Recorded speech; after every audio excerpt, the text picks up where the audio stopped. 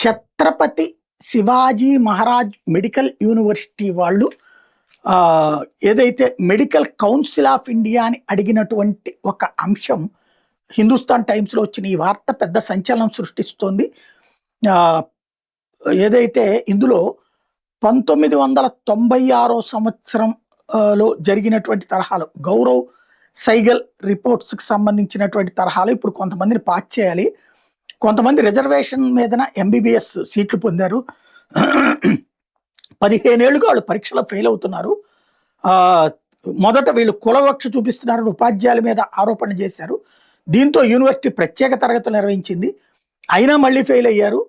అయితే ఆ పరీక్షలు దిద్దే వాళ్ళ మీద వీళ్ళు ఆరోపణ చేశారు. దాంతో బయట ఎగ్జామినర్స్ని నియమించాము, అయినా మళ్ళీ ఫెయిల్ అయ్యారు. చివరికి ఎలాగైనా సరే డిగ్రీలు వాళ్ళకి మంజూరు చేయడం బెటర్ అని చెప్పి వైద్య మండలిని మెడికల్ కౌన్సిల్ని అడుగుతున్నాము, వాళ్ళకి పాస్ అయినట్టుగా సర్టిఫికెట్లు ఇద్దాం అంటూ అడగడం అన్నది కీలకం.